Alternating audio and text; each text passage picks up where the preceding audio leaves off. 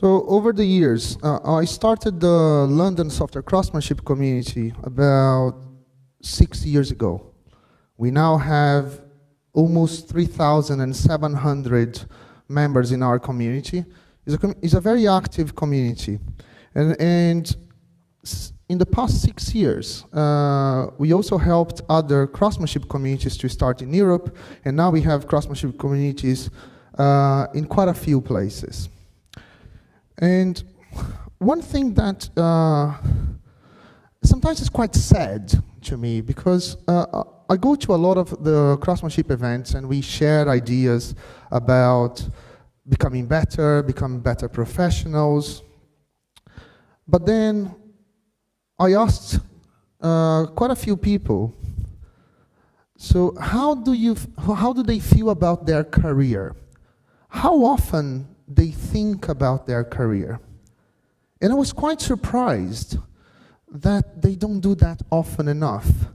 And they think about their job. So for example, a thing that I find a lot when I speak to developers, not only in the UK, but all across Europe, are people complaining about their companies, people complaining about their managers, their teamwork, the bureaucracy, the inefficiencies. And then I think, what are you doing about that? Why are you still there? So some of them say, oh, but this is how it is. And that's sad, right? It's sad to see, like, even young developers. I had this conversation here in Greece. I was giving a workshop yesterday, and even young developers, they may say, oh, but we don't have time. We need to deliver.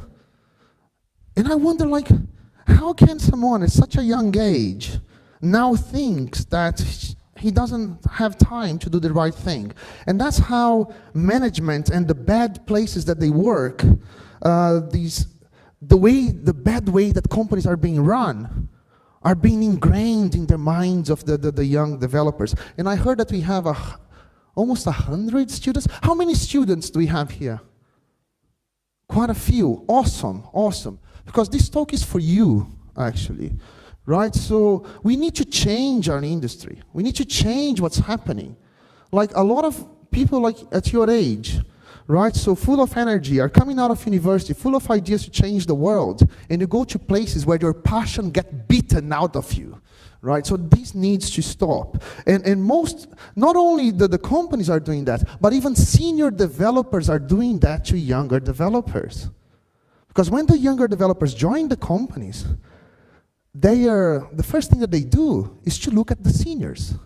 Right? How do they behave?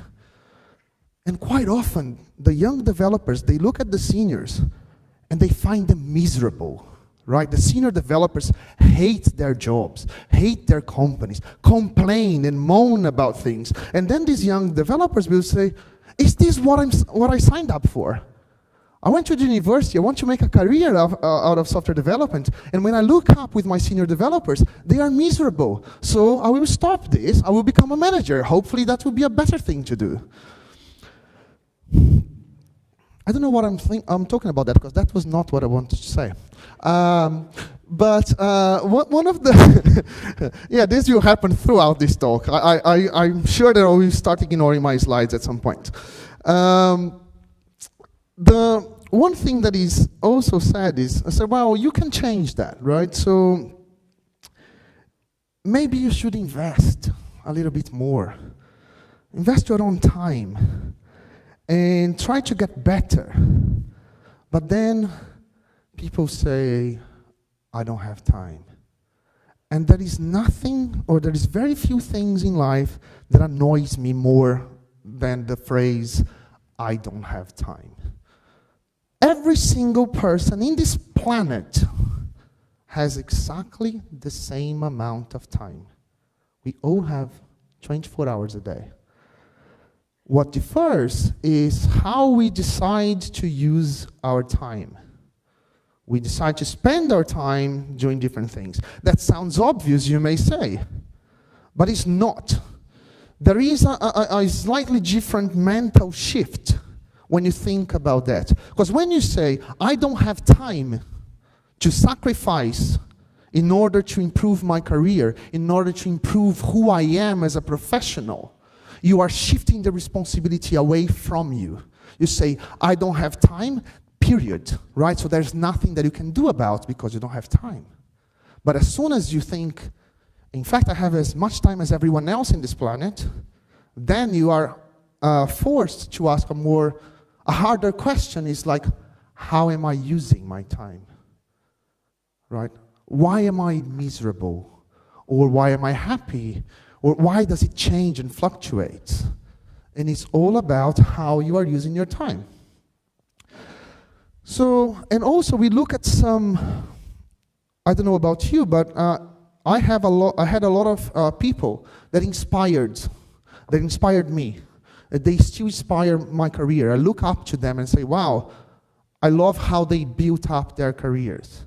Most of these people now are in their 50s and 60s. They are a little bit older than I am. But when I look at what they've achieved in their careers, I'm not talking about greedy. I'm not talking about money. I'm not talking about anything. I'm talking about leaving a legacy, right? That feeling that I helped even a tiny bit to make the world better, even if it's just among the software developers.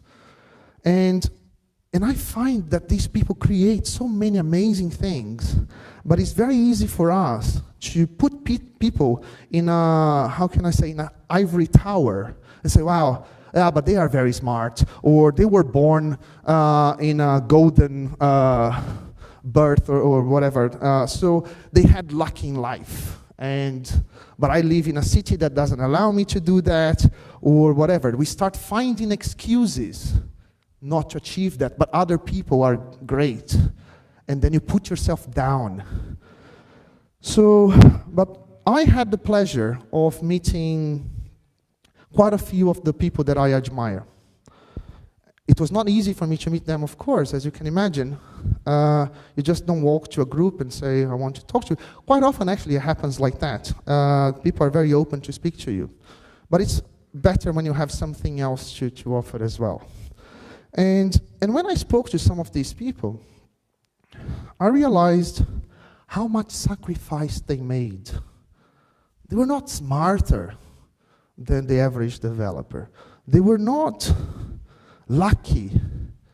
No, they just decided to invest, to care about their profession, to love what they do. They made a decision that say, I'm going to be happy with my life and my profession. I won't have two lives. I will have one life where I will bind everything together. My profession, my family, my leisure. But they had to sacrifice a few things. So this is probably one of the most important things. If you get something out of this talk, for me this is the most important thing. Your job is not your career. This needs to be very clear, right? You have one job and you have your career. Your career will never end. Your career is a combination of jobs that you will have. You should not limit yourself to your job, right? Imagine that your career is a ladder, a very long ladder that you cannot see the end. You look at the top, you cannot see where it goes, but it goes up. And your jobs are a way for you to climb that ladder. That ladder will swing. That ladder will, the direction it goes, will change over time. As you grow, as you evolve as a human being, as your personal situation changes, people get married, they have some of you or some of us may have like a complicated personal situation that may not allow us to do certain things, and your needs change as well. So the amount of time that you're going to invest in your career or in other things will fluctuate over time, and that's all fine, as long as you are aware of that fluctuation and stuff. But like your aspirations will also change. As you work more and more in our industry, you will understand the different things that are available to you. And that will give you options if you are able to spot them and if you are able to behave in a way where options are going to be created for you. But don't limit yourself to a single job, right? So it's not easy to build a successful career. In fact, it's not even easy to define what a successful career is, right? So, and also, it's not, this ladder here sounds awesome. It would be great, actually, if our career was like that, but it's not. It's more like that. So there will be ups and downs. There will be jobs that we're going to stay there for a very long time. Some jobs you join in and say, like, this is not for me, and you should leave. And quite often, you will need to give a step back to give a few steps forward. You'll be investing. We don't even know if that will be true. I had to do that in my career myself. I'm going to talk about more about that a little bit later. But sometimes your ambitions change, and you realize that the path that you were following now is leading to a direction that you don't want to go anymore. And quite often you need to understand that, because you may need to step back, maybe do a change so that you go to the new direction. But you need to understand that, because if you just let life go by, you just join companies after company without thinking about where you are going, you're not going to get anywhere. And you're going to be quite miserable. You think, well, I have a job. Yeah, I'll turn up 9 o'clock, leave at 5. That's life, you know. So when I was born in Brazil, I lived all my life there, and then, so when I moved to the UK, can you imagine, like, because people say, as I said, like, sometimes you see some people on stage or whatever, and then you think, wow, they do all this stuff, right? Can you imagine, like, from someone trying to, after almost like 10 years, going to a country where you barely speak the language, and they have universities like Oxford and Cambridge. You know how hard it is to compete in that.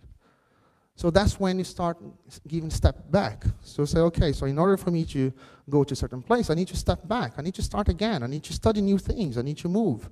And that's your career. And sometimes we don't even know where we are going. I had that a few times in my life.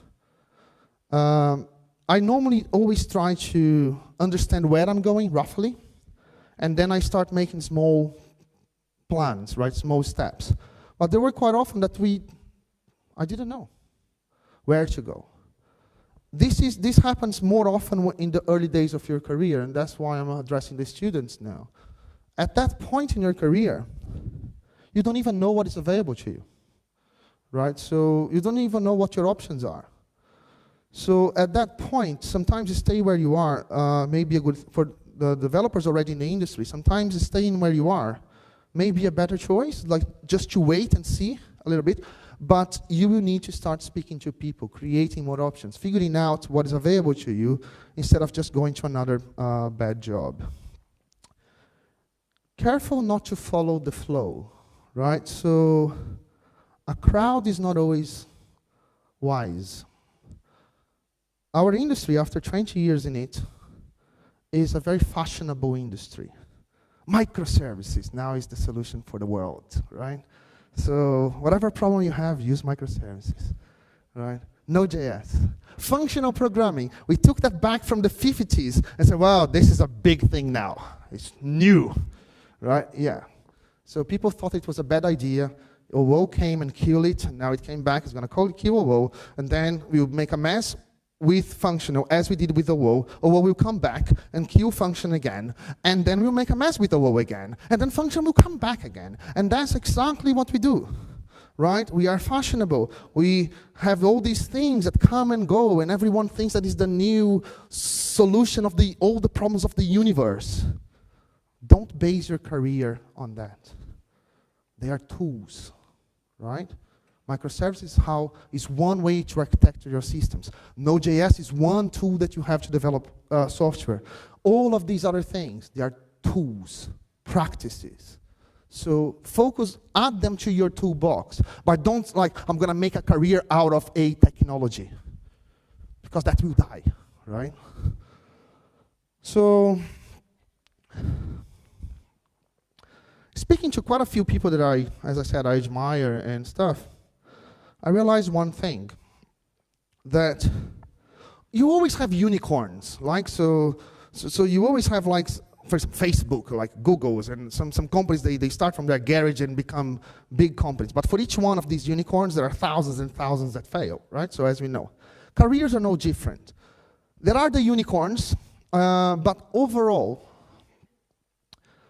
speaking to people, I realized that careers are designed, right? They are planned. It's not that like you do an architecture diagram and sequence diagram and stuff, but you are constantly evolving, constantly planning.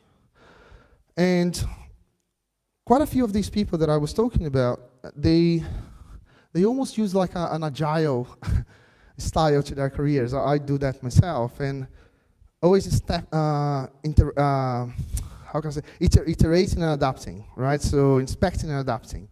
So it's important for you that you at least have a guess of where you are going and start preparing yourself to go towards that direction.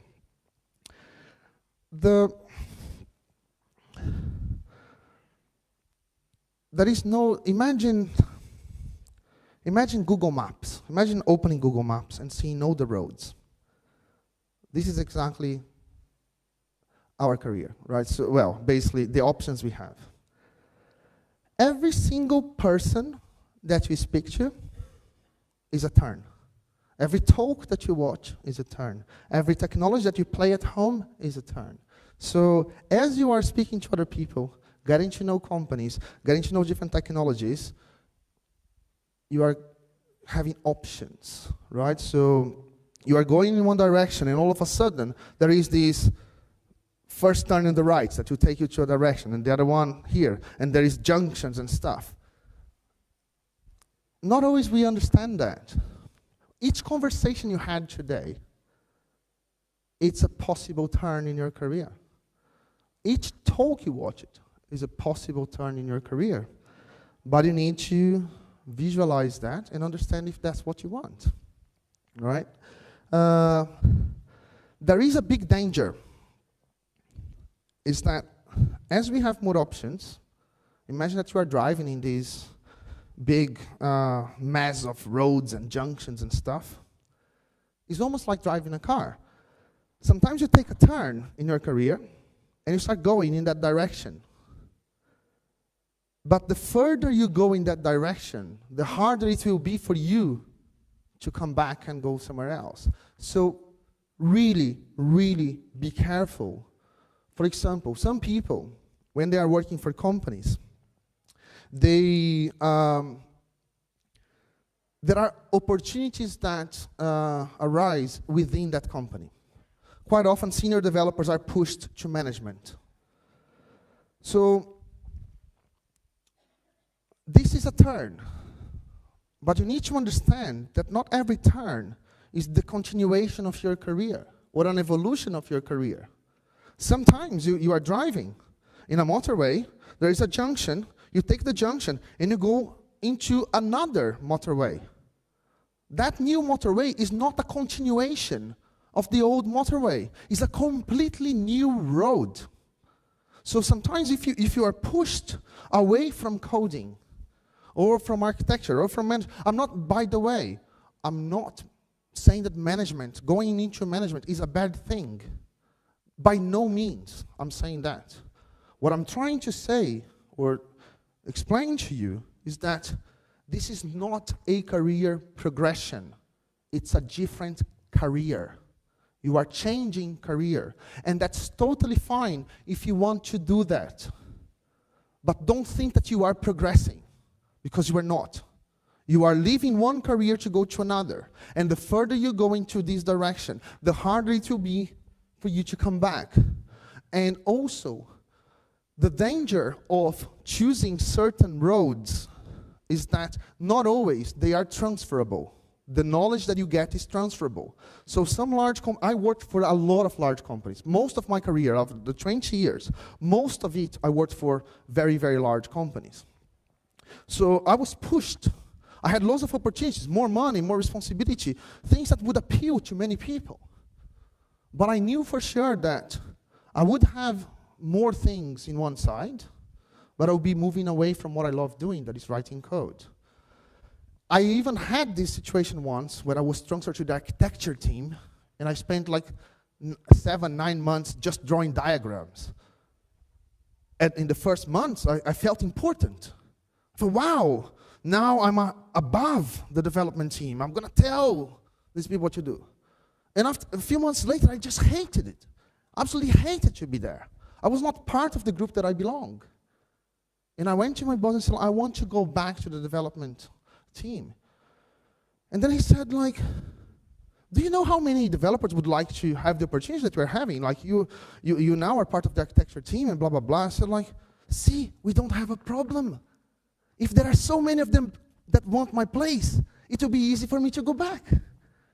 And then that's what happened. I went back. But that's the thing that you need to understand is that, like, when you get opportunities within a company, there's nothing wrong to take them, to benefit from them, to grow yourself within that company. But you need to be aware that certain things that we're going to do there, it won't be transferable. And at that point, you may be in a situation that you may not see today, but you may see in a few years that you cannot leave that company. Now your career is completely, how can I say, limited or even controlled by that company. So you reverted the situation. Instead of having a career where you build up your jobs in order to get to where you want, now you have a job that you have a career within. And if you are in this situation, what's going to happen is that playing the bureaucracy games, the small talking that you do, the influence game, and all this kind of nonsense, that will be your life. Because if you don't play that game, your career will be limited. So careful with what you are choosing. I remember when I was leaving one of the large organizations, one of the managers there, it's a very good friend, and he said that, I really envy you, like it was when we started our company. He said, I really envy you because I would love to do what you guys are doing now, but I just can't. I spent so much time within this company that I cannot just leave and keep my salary because now I have a family, I have bills to pay, I have loads of things. So now I cannot, what I have in here, I'm paid for skills, they're not transferable. And I cannot sacrifice my entire family life to do what I want. How sad is that? This is a person with 40 years old, right?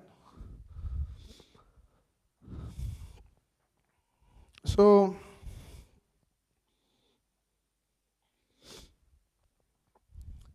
each job is an investment. When I say that, you need to be careful with what I mean by that.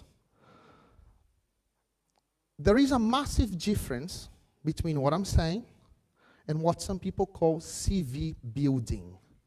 CV building is unprofessional. What CV building means?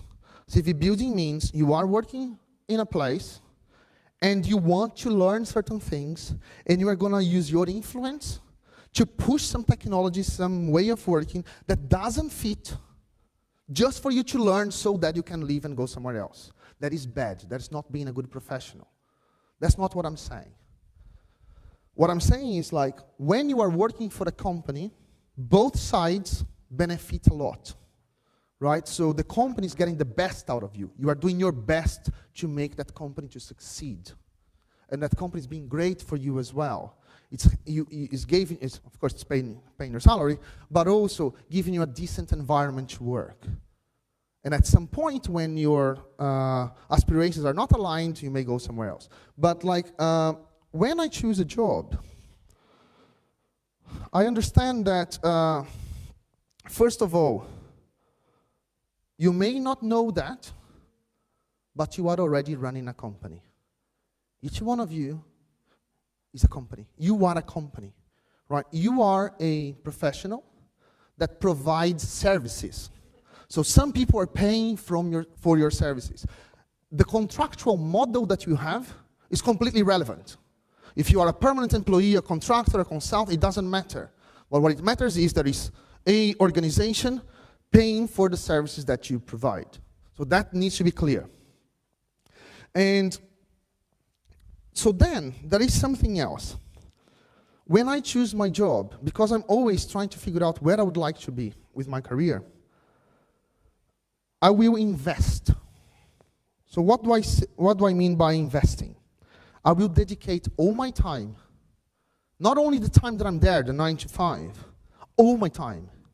Everything that I do, like all the nights that I spend studying stuff and playing with stuff, all the knowledge that I gain within or outside the company, I will bring that knowledge to the company, right? So I will be investing my time, my dedication, and my passion in exchange for something. I want a return. A return can be many different things. It can be money, depending on where you are, your personal life. Money is a factor. It cannot be just like ignore and be, oh my God, like let's have this ideology and the world is great and we don't need to pay bills. No, we need to pay bills. So money may be a problem. But you may want something else. So, for example, as you may be asking, well, if I plan my jobs, if I always try to find what I want, so how did I choose my jobs to start with? For example, when I was coming from Brazil to the UK, I realized that the skills needed to be in the UK, I didn't have them. I was working with technologies that were not popular in the UK at all. So what I did, I went back to school. I did my master's degree. I started studying like crazy to take certifications, and I went to a company where I could learn the technologies that were needed to go to the UK. I paid for private English classes and stuff. So I was investing my time so that I could go to a place. So the return on investment that I got from my last company in Brazil was the knowledge needed for me to keep moving. But it was not, again, not CV building. It was different. I was there for 2.5 years. I had a great time. So I still have friends in there. So while I was there, I was contributing, leaving that thing. And then our paths diverged, but I still liked that company. When I went to the UK, I wanted to be a consultant. That's what I was in Brazil. I didn't have the skills. I couldn't even speak on the phone in English. English is not my first language. So I was refused. So then I found other companies that would benefit a lot for the knowledge that I had, but it was a company that I didn't need to face clients. I didn't need to speak English all the time on the phone, but what I got as a return, so they got a lot from me, because they hired someone reasonably senior at that time for a very low price, but the return that I had was my initial, how can I say, introduction to the UK. Right, so I start having my first friends. I start speaking to people. I start speaking English every day. Being part of projects in the UK that they were done in a very different way. Not so different, but different from Brazil. So I was preparing myself. It took 2 years. I had a great time there. But the return that I got out of it was not money, was the knowledge that I needed to actually become a consultant, because that's what I wanted to do. After working as a consultant for 5 years, I wanted things that I didn't have in my CV, for example. I was very into agile, into craftsmanship and all this kind of stuff, and I had never done that in a global scale. So when I decided to move again, what return I wanted from my next job? I wanted the experience of doing the things that I believe, but in a much larger scale. But I wanted not to be there as a consultant, I wanted to be there as a permanent, because I wanted to make sure that I would leave the decisions. For example, you make decisions, I wanted to be there after a year to see if they were good decisions or bad decisions. So for almost 3 years, I was in an environment that gave me what I wanted. And they benefited a lot from me there, of working in this global scale and do the things that I was keen. So think about that, of when you join a company, what do you want? Is it taking you further? Do you know why you are joining, or you are just joining because you are bored from where you are? Because if that is the reason, you're going to be bored again, right?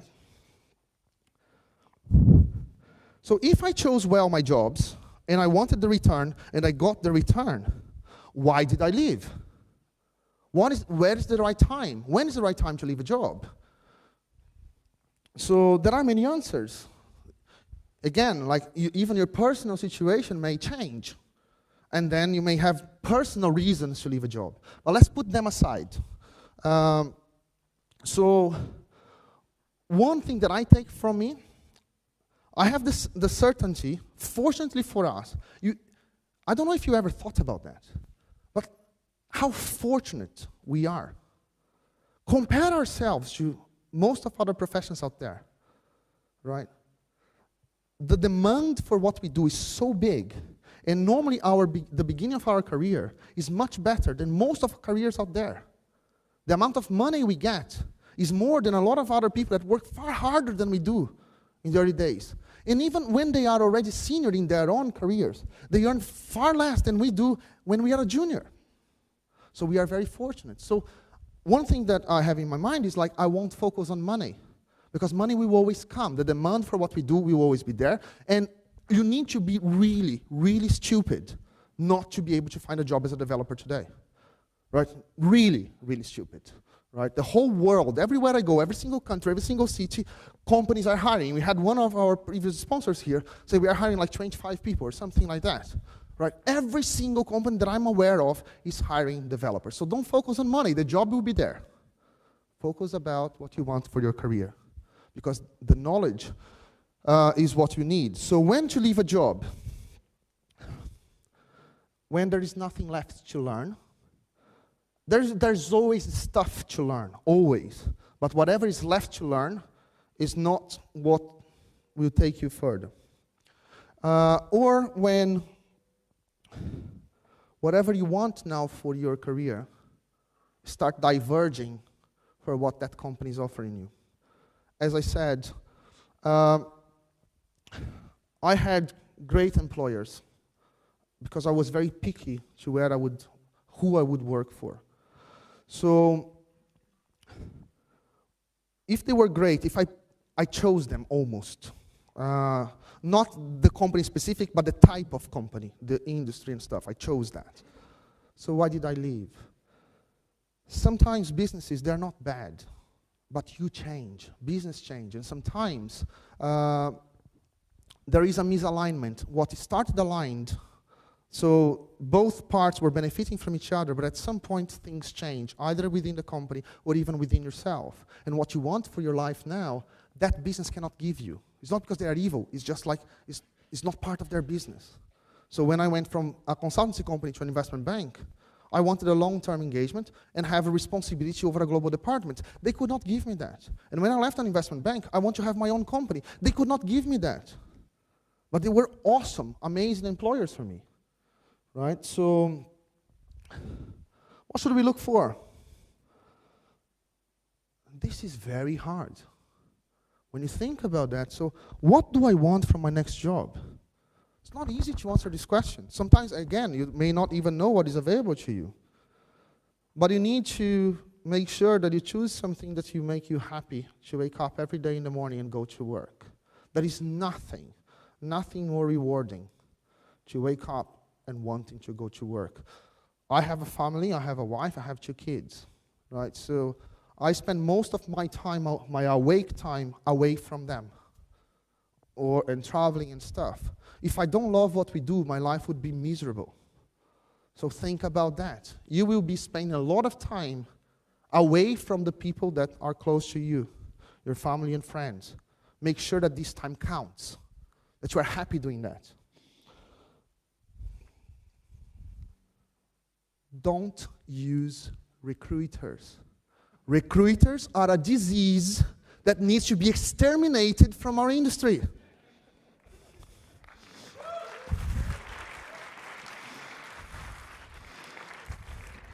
They don't care about your dreams. They don't care about your ambitions, right? They care about, I'm saying, oh, you want that? Oh, JavaScript, yeah, the same thing. There is a match. You go there, right? So that's what they care about. So if companies use this way of working, don't go there either, right? So I run a company today, and I got the jobs that I wanted. Most of my jobs in 20 years of career, I think maybe with exception with one or two, and I had many, were through recommendation, through friends, or approaching companies directly. I said, I think that I like this company. I'm going to send them an email. Careers page, cool. Apparently they're hiring. I'm going to send them an email. I'm going to go and check who they are. Do that. You will be surprised. Good companies, you would be surprised how much they would appreciate if you go directly to them.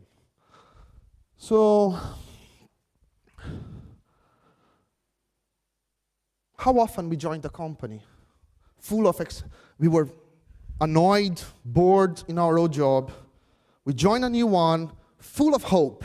So this will be great. Now I found what I wanted what I wanted. And after a few months, you are miserable again. How sad is that, right? So you need to be careful, like,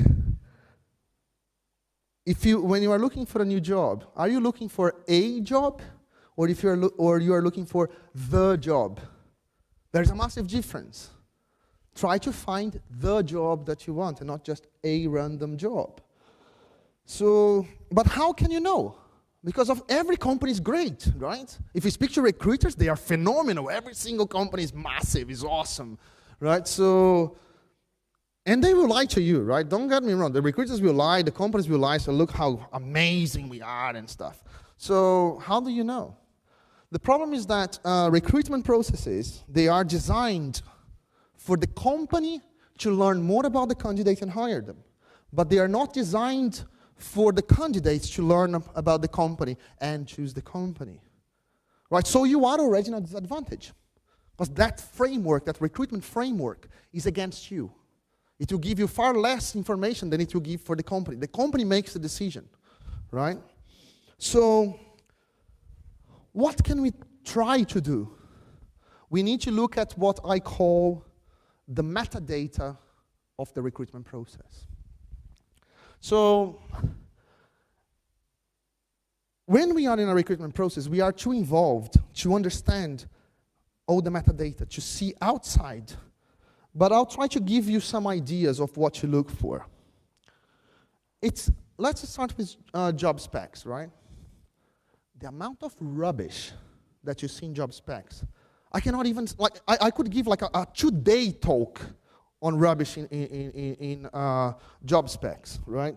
And I'm going to show to you a few job specs, and some of them, they are written to filter out the worst, but not to attract the best. So, for example, how many of you work with Java? Okay, a good chunk of you, probably 2/3, if not more. So that's great, because that will probably make a little bit more sense to you than for the others, but I'll try to explain. So this is a traditional job spec that you find in the UK. For a full decade, you can find this, right? So let's see the metadata. So Java developer, J2SE or J2EE. How can it be possible not to have J2EE without SE? Right? It's one or the other. How is that possible? So, with SQL experience required. Okay, that's fine. J2SE, J2EE. That was 10 years ago. The acronym changed. It's JEE now, right? So that means that if you see a description like that, this description hasn't been updated for 10 years at best, or it was written by someone that has no clue. That is metadata already. So now you start already having a guess of who wrote that, how they see technologies, right? Then the part that I love the most. Possess a passion for technology, as long as it's Java, right? If it's Java, it's okay. So, small salary range. So, they are not worried about finding talent. They say, like, we have like a 10 grand range. Either you fit or you don't. They're not trying to find some young talent or someone that is extremely talented and mature. No, that's the bracket, that's what I pay. So This is a clear job spec that is written for mass market, right? So let's continue. I would love to have my mouse because I had a few things, but I don't need to remember. So skills and experience required. So let's see what they require. How many of you studied computer science? Okay, so yeah, 3/4 maybe. The other quarter that you didn't study computer science, you're not good for this. They don't care about you. Now, if it's not computer science, you don't know, you're not good enough, right? So 5+ years of Java, because after 5 years, you are a ninja, right? After 5 years, you are fucking awesome, right? So, yeah. So, and then 3 years of also some rubbish in there. Full software development life cycle. That sounds interesting. So let's see what that means. So SDLC, software development life cycle, means 5 phases: planning, analysis, design, implementation, maintenance, AKA waterfall, right? That's what you are signing up to. So you need to be aware of waterfall because that's what you expect. Let's keep going. Let's see the not essential, basically what they don't care, right? What they put the bug, yeah, we need to put something in there. So the one that I like the most is the agile environment, including TDD, JUnit, etc. Whatever in this bucket of shit that we don't care. Right? And then when you look at it, it's fascinating, fascinating. So agile environment, and then they say TDD. TDD is one practice out of 12 of one methodology out of quite a few within the agile umbrella. JUnit is a framework. What does it have to do with agile? I don't know. Etc. Etc. is the best, right? So yeah, there is these buckets of stuff. People are doing agile somewhere. We need to have that in our job spec. Let's put that in there, right? So, and lucky you, if you join, lucky you, you're gonna have close interaction with the gods, right? With the system architect, with the Java, wow, right? When you join, you say, wow, I'll be close to these guys. How awesome is that? So, what else? That's a good one. Ample opportunities to expand banking and funds management experience with plenty of business exposure, because the career progression is becoming part of the business. You will start as a developer, but don't worry, kid. You are going to grow up in our company and move to the business side, right? So see how awesome it is, right? But I cannot forget this. This was there in this job spec, in the same one. So must possess a passion for technology. This is a company where passionate software developers go to die, right? Let's see a different one. So this one I actually used in my book on craftsmanship. They are saying that I have 5 minutes. I could stay here for another hour. So let's see what's going to happen. So I'm not even half of the presentation. So okay. So I used this job spec. They started with job spec. I removed, but like they have a very nice describing their company, their culture, their business that they're in and stuff. But see the difference. Working TDD experience is essential for this role. This is interesting, because this is very opinionated. They're not talking about technology, they're picking one practice that they say is essential. So they are focusing on practice, not on technology. You may say, well, but I don't agree with that. That's fine. They are okay with that. I would rather, and I understand that, I would rather have a job spec that is opinionated. This is what we value. If you don't like, don't apply. Instead of having a general mass market stuff. Right? So you don't need to agree, but I like that it's opinionated to start with. And then they have like about you. This is really cool, right? So that you care, you have the passion for what you do, and then for you is more than a job. That starts giving you a feel for the type of people that they have. I need to speed up a little bit. So our teams are cross-functional, highly autonomous, and unfortunately for you, you won't be close to the gods because we don't have them, right? So there are no architects, no project managers or middle management. They express their structure that is flat, right? So highly collaborative, and it's not right for everyone, but we believe it's the best way to create great software. How awesome is that? You may say, but I don't think it is. That's fine. Don't apply. But they have an identity. They have a culture. So when you apply to a company like that, you already know what you are looking, or you already know what to expect, right? So pair programming, TDD, BDD, refactoring, continuous delivery, deeply embedded, blah, blah, blah. So they are focusing on practices, not technologies, right? So they also describe what they do. How is life within the company? They have the sessions a week and 2 days innovation time. They're describing a little bit more about your environment.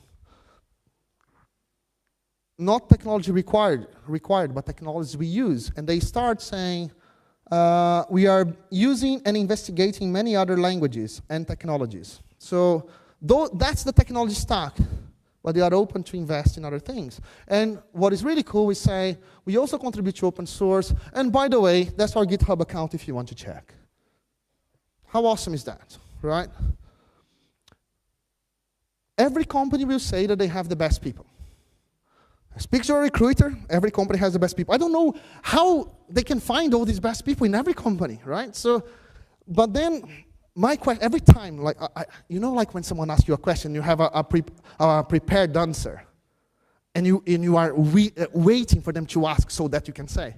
So that's just like, oh, we have the best people. And my default answer is like, who are they? How can I check for myself? Who said that they are the best people? But who are they? So for me, a company that is really proud about their people, they don't keep boasting that we have the best people. They will just say, these are people. You go to their website. Of course, if you have a company with 60,000 people like an investment bank, it would be a bit too complicated to do that. But you don't need to say, like, these are people. If you join in, those are the faces, that's their names, that's their GitHub account. Go and check them out. Because as soon as you join, they are the people that you're going to work with. And by the way, if it's a client, it's the same thing. This is the size we are. We're not hiding from you. And if we work with us, Mr. Client, some of these faces in here will turn up and work with you. This is a company that is proud of its people. It shows its people. If they say, oh, we have a great people, bollocks. So, recruitment, there's a lot, I will need to rush a little bit, but like, there's a lot of metadata in the recruitment process that you can think. Think about how many phases are you gonna have, you have, right? So, if you have one conversation on the phone, and then you already have a yes or no, don't join, right? They are recruiting as many developers as they can to put that in a corner. That's your requirements, churn some stuff out. They don't care who joins. So the recruitment process, the more rigorous it is, the more it will tell you about the company, right? Great companies, they care about who joins. They are not adding people to lower the standard that they have. They are hiring people to at least keep the standard that they have, if not to raise. So they will care more about the recruitment process. Code submission. If someone asks you to code on these online tools, forget it. Right? Just forget it. Like, this is just too rubbish. Some companies ask you to submit some code. I find it disrespectful if they don't give you feedback. Because you will be investing your time to write some code, a few nights at least. The minimum that I expect from my time is, look, we went through the code, and that's what we think about it. And then decide if we're going to move forward or not. So, pair programming. I cannot think about a company that I would join today if I don't pair with some of their developers. I want to know if I can get along with them. And it's important for me that they care about that. They should be caring. Would we get along with these people or this person? I want to pair with them. So, but those are companies that care more. So that's what I'm saying. There's a lot of metadata that you can get. Bad signs during recruitment. So if people ask you to write an algorithm on the paper, ask for a Caesar for refactoring, right? So you can cut the paper and rearrange. It's like, who the fuck codes on paper today? I wonder if these people that gives you this stupid thing, if they themselves would be able to go to the whiteboard or the paper or to the bloody online tools and do well, right? So, and if they do well, it's probably that's the only thing that they do and they just know that exercise. So if they say, no, but I can do this exercise, give them a different one and let's see. So, I have a lot of things to say in there. Also, the way that you are interviewed. Pay attention to the questions that are being asked, how they're being asked, and the attitude of the person as well. Is this person trying to show that he's smarter than you?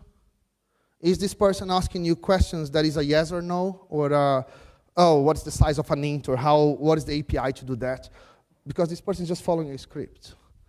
Good companies will have a conversation with you. It's not an interview of questions and answers. And oh, this is right, this is wrong, this is right, and he had like 87% of questions answered.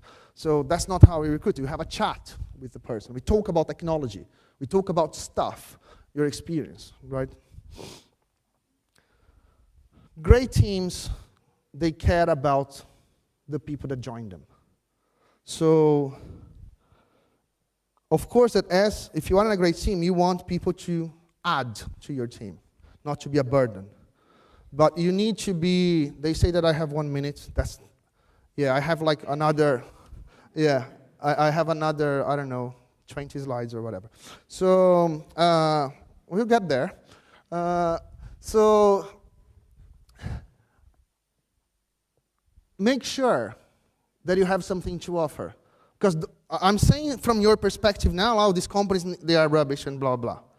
But think to yourself, what do I have to offer? Because good companies want good people want good companies. So are you good? What do you bring to the table? You cannot just blame the whole world. You need to do your part as well. You need to go to these companies, so like, I can contribute to you, right? But you need to do your part. So how do you find them? Speak to people. That's the best way. Go to your local communities. Take opportunities like this conference or other conferences in the future. Ask people where they work, how it is to work there. There's no better source of information from companies than to speak to their own employees. Right? Don't speak to the owner of the company. Speak to their employees, to the developers that were there. So how is it there? And then once they describe, by the way, are you hiring? Right? That's how I find my jobs. So, bang, yeah, bang, bang, bang. So, this was very important for me. As I said, I would tell about my story, but like, it doesn't matter. Because where I came from, that is in the middle of nowhere in Brazil, to where I am today, there were a lot of people that cared about me. They were friends, they were family, they were good people. They had good intentions, but they were not helping me to grow.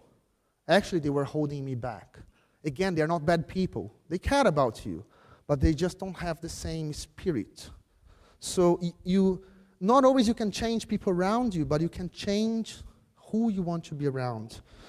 And finding people that can inspire you, that can push you forward, it will make a huge difference, because sometimes, depending on where you are coming from, or if you have a complicated personal situation, actually moving up and fighting for your career is not easy. You have a lot of things in your personal life or whatever to juggle.